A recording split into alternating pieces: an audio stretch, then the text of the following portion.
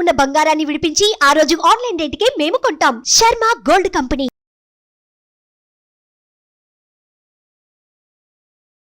నమస్తే, welcome to Suman TV. నేను మీ యామ్ని. ప్రస్తుతం మనతో ఉన్నారు ప్రముఖ ఆధ్యాత్మికవేత్త డాక్టర్ అనంతలక్ష్మి గారు ఉన్నారు. అమ్మతో మనం మాట్లాడదాం. నమస్తే అమ్మ. నమస్తే తల్లి. అమ్మ, మామూలుగా అయితే జన్మదినం అనేది ఒక్కసారే ఉంటుంది, కానీ హనుమంతుడి వారికి ఏంటమ్మా 2 సార్లు చేయడం జరుగుతుంది. అసలు మన దగ్గర చైత్ర మాసంలో చేస్తారు, అలానే వైశాఖ మాసంలో కూడా ఉంది. అసలు తెలియచేయండి అమ్మా. మనం కూడా 2 చేసుకుంటామమ్మా. తిథుల ప్రకారం ఒకటి చేసుకుంటున్నాం, తేదీల ప్రకారం ఒకటి చేసుకుంటున్నాం. ఇది అది కాదు, హనుమంతుడిది అది కాదు. నిజానికి హనుమంతుడి జీవితానికి సంబంధించినటువంటి విశేషాలన్నీ మనకి ప్రమాణంగా ఉండేది పరాశర సంహిత.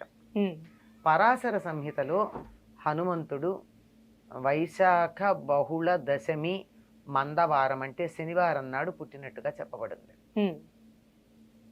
అర్థమైంది కదా? వైశాఖ బహుళ దశమి అంటే కృష్ణపక్షం. పూర్ణిమ అయిన తర్వాత వచ్చేటటువంటి దశమి నాడు శనివారం నాడు ఆయన ఆవిర్భవించాడు అని చెప్తారు. అది పరాశర సంహిత ప్రామాణికం. కానీ మనకి ఉత్తర దేశంలో చైత్ర పూర్ణిమ హనుమత్ జయంతిగా చేసుకుంటూ ఉంటారు. అవునమ్మా, ఇక్కడ కూడా అదే విధంగా చేస్తారు కదమ్మా. అది తెలియక చాలా చేయడం మొదలు పెట్టారు. మొదట్లో చేసేవారు కాదు, రాను రాను ఉత్తర దేశ ప్రభావం వల్ల చేస్తూ మొత్తానికి విషయం ఏమిటని లోపలగా చూసినట్టయితే హనుమద్ విజయోత్సవం అన్న పేరుతో చేస్తున్నారు. మీరు గమనించారో లేదో? అంటే విజయోత్సవం అంటే ఏంటమ్మా? హనుమంతుడికి నీ వల్ల కదా మాకింత జరిగింది అని రాముడు ఆయన్ని మెచ్చుకున్నటువంటి రోజు అన్నమాట.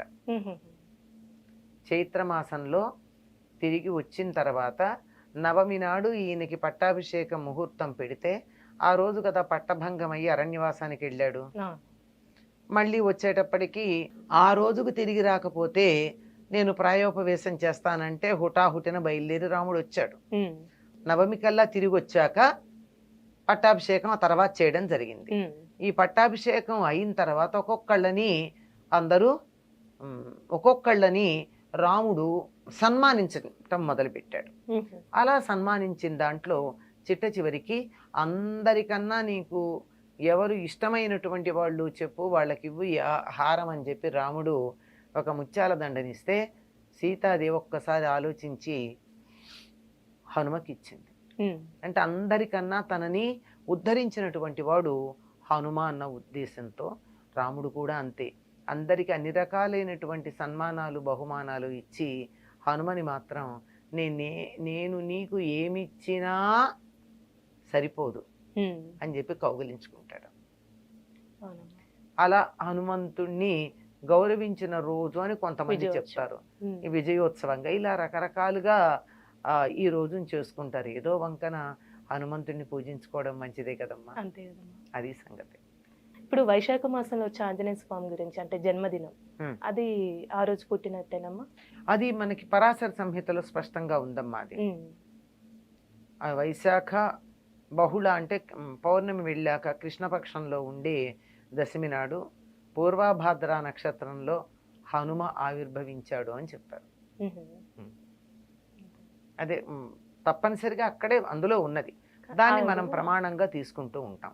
కానీ ఇక్కడ ఈ మధ్య కాలంలో ఇట్లా చేస్తున్నారు, చేసి దీన్ని మళ్ళీ హనుమద్ విజయోత్సవంగా మళ్ళీ తర్వాత చెప్తున్నారు. కానీ మెయిన్ అయితే మనకి వైశాఖంలో వచ్చింది, వైశాఖ మాసమే. అంటే అమ్మ, ఇప్పుడు సీతమ్మ వారు ఆంజనేయ స్వామికి ఒక ముత్యాల హారం ఇస్తే దాన్ని ఇలా కొరికి ఇలా చేశారంటారు కదమ్మా, అసలు ఎందుకు అలా? ఇది కూడా కల్పనమ్మా. హనుమంతుడు ఎంత రామ భక్తుడో చెప్పాలి అన్న ఉద్దేశంతో. అంటే ఇందులో రామనామం దొరుకుతుందా అని ప్రతి ముత్యం కొరికేట. ఎందుకు దొరుకుతుందమ్మా? అంత తెలివి తక్కువవాడా? బుద్ధిమతాంబరిష్ట అని కదా హనుమంతుడి గురించి చెప్తారు. అంత బుద్ధిమంతుడు ముత్యాల్లో రామనామం ఉంటుందని కొరుకుతాడా? ఏదో కల్పన, ఆయనకున్న భక్తిని గురించి చూపించటానికి. అయితే ఏదన్నా పండిస్తే పండులో రామనామం ఉందా అని చెప్పి కొరికి చూస్తాడా? ఇట్లా కాదు. ఆయనకి హనుమంతుడికి వీటన్నిటికన్నా కూడా ముత్యాలు రత్నాలు మొదలైనటువంటి వాటికన్నా కూడా రాముడంటే ఇష్టం, రాముడిని అన్వేషిస్తూ ఉంటాడు అన్న భావన తెలియచెప్పడానికే తప్ప వేరే కాదమ్మా. అంతే, ఇది కల్పన. కల్పన. హనుమంతుడికి ఉన్న భక్తికి సంబంధించి ఉమ్. ఎన్నో కల్పనలు వచ్చిన ఉన్నాయి. ఇలా గుండె చీలిస్తే అక్కడ రాముల వారు, సీతారామ లక్ష్మణులు సీతారాములు ఉన్నట్టు. ఉమ్. ఎందుకు ఆయన చీల్చుకుని చూపించాలా? ఉమ్. చీల్చుకుని చూపిస్తే బొమ్మ మనకు కనపడుతుందా? ఆయనకు కనపడుతుంది తాను లోపు చూపులో గనక చూసినట్టయితే. ఉమ్. అంతే ఇట్లాంటివి కల్పితాలు భక్తిని అంటారమ్మా. కొద్దిగా అలా సింబాలిక్ గా చూపించడానికి చెప్పేటటువంటి కథలు. అమ్మ ఇప్పుడు హనుమంతుడు వారు పుట్టగానే సూర్యుని దగ్గరికి వెళ్ళి అది పండు అనుకొని అలా వెళ్ళారంటమ్మా. అసలు ఎందుకంటారు అలా? అది హనుమంతుడి యొక్క శక్తిని నిరూపించేటటువంటి తెలియజెప్పేటటువంటి తీవృత్తం అమ్మ. ఉమ్. పుట్టంగానే అలా ఆకలేసిందట. ఉమ్. ఎదురుగా ఉదయిస్తున్న సూర్యుడు కనపడ్డాడు. ఎర్రగా కనిపించేసరికి. కనపడంగానే ఆ పండు తిందాం అనుకుని బయలుదేరాడు. ఉమ్. తీరా అక్కడికి వెళ్తూ ఉంటే ఆ రోజు పుట్టంగానే కదా, పుట్టిన తర్వాత ఉమ్. పుట్టిన తర్వాత అలా బయలుదేరి వెడితే ఈయన దశమి నాడు పుట్టాడు. ఉమ్. 3 రోజులైంది. అమావాస్య నాడు పండు తినడానికి వెళ్ళాడు. వాళ్ళమ్మ కాస్త బయటికి వెళ్ళిందో ఏమో పండు తేవడం. ఉమ్. వెళ్ళేటప్పటికీ ఆ రోజు అమావాస్య సూర్యగ్రహణం. ఉమ్. అక్కడ రాహు ఉన్నాడు. ఉండి వెంటనే ఇంద్రుడి మీద కోపం వచ్చింది తనకి. నాకు నువ్వు ప్రతి గ్రహణం ఉన్న సమయంలో నాకు ఆహారంగా ఇచ్చావు కదా సూర్యుడిని, మళ్ళీ ఇంకెవరికి ఇచ్చావు నువ్వు ఉమ్. అని ఇంద్రుడితో దెబ్బలాడడానికి వెళ్ళాడు రాహు అలా వెళ్ళంగానే వెంటనే ఇంద్రుడు బయలుదేరి వచ్చాడు. ఉమ్. ఇదేమిటి వీడెవడు నువ్వు రాహుని అడ్డుకున్నాడు అని. హనుమంతుడు అప్పుడు అక్కడి నుంచి వీడి మీదకి వచ్చేసాడు, ఇంద్రుడి మీదకి వచ్చాడు. ఇంద్రుడి మీదకి కాదు, ఇంద్రుడు ఎక్కిన ఐరావతం మీదకి వచ్చాడు. ఉమ్. అంత దూరం పోయి పండు తినడం కన్నా సూర్యుడి కన్నా రాహు బాగున్నాడు. రాహు కన్నా ఐరావతం ఇంకా బాగుంది, దగ్గరగా ఉంది. ఉమ్. ఇది ఐరావతాన్ని తిందామని వెళ్ళేటప్పటికి ఇంద్రుడికి కోపం వచ్చి వజ్రాయుధం వేశాడు. ఉమ్. ఆ వజ్రాయుధానికి ఈయన దవడ పేలిపోయి మూర్ఛపోయాడు. ఉమ్. అంత బలం కలిగినటువంటి వాడు మూర్ఛపోయేటప్పటికి తన కొడుక్కి ఇంత కష్టం కలిగిందని వాయుదేవుడు తన కొడుకుని తీసుకుని ఒక గుహలో బంధించి కూర్చున్నాడు. ఉమ్. వాయువు లేకపోయేటప్పటికి అందరికీ కీళ్లు పనిచేయడం మానేశాయి. అందరూ వచ్చి ప్రార్థిస్తే బ్రహ్మగారు వచ్చి ప్రార్థించిన తర్వాత వాయుదేవుడు తన కోపాన్ని తగ్గించుకున్నాడు. బ్రహ్మ అందరికీ చెప్పాడు, మీరందరూ వరాలు ఇవ్వండి ఈ బిడ్డకని. ఉమ్. బ్రహ్మగారేమో అతనికి బ్రహ్మాస్త్రం అతడి మీద పనిచేయదు అని, అతనికి చిరంజీవిత్వం ఉంటుందని ఇచ్చాడు. ఉమ్. అందరూ ఆయుధాలు ఇచ్చారండి, ఉమ్. ఆయుధాలు ఇచ్చారు, వరాలు ఇచ్చారు.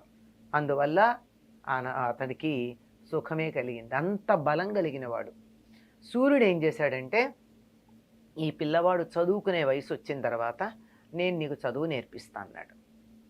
ఉమ్. ఇప్పుడప్పుడే పుట్టాడు కదా, 5 ఏళ్ళు వచ్చిన తర్వాత ఉపనయనం చేసి చదువు నేర్పించడానికి పంపిస్తే సూర్యుడికి ఎదురుగా నిలబడి సూర్యుడితో పాటు కదులుతూ చదువు నేర్చుకున్నాడు హనుమంతుడు. ఉమ్. ఇప్పుడు సూర్యుడు ఇలా పెడుతున్నాడమ్మా, సూర్యుడికి ఎదురు నిలబడ్డవాడు ఎట్లా వెళ్ళాలి? వెనక్కి అడిగేయాలి. అవును. సూర్యుడంత వేగంగా వెనక్కి నడుస్తూ కదలకుండా 24 గంటలు చదువు నేర్చుకున్నాడు హనుమంతుడు. ఉమ్. అంత బలం కలిగినటువంటి వాడు గనకే సూర్యమండలం దగ్గరికి ఎగురుకుంటూ వెళ్ళి అది పండు అనుకుని తినడానికి బయలుదేరి వెళ్ళినవాడు. అందుకే సూర్యుని మించినటువంటి జ్ఞానం ఇచ్చేవాళ్ళు మరొకళ్ళు లేరు. ఉమ్. హనుమని మొట్టమొదటిసారి చూసినప్పుడు హనుమ మాట్లాడినటువంటి మాటలు విని రాముడు ఒక పెద్ద ప్రమాణ పత్రం ఇస్తాడు. ఉమ్. ఇలాగ మాట్లాడే మాట యొక్క లక్షణాన్ని బట్టి అంత గొప్ప చదువు నేర్చుకున్నాడంటే సూర్యుడి వల్ల. చాలా చక్కగా తెలియజేశారమ్మా, ధన్యవాదాలు.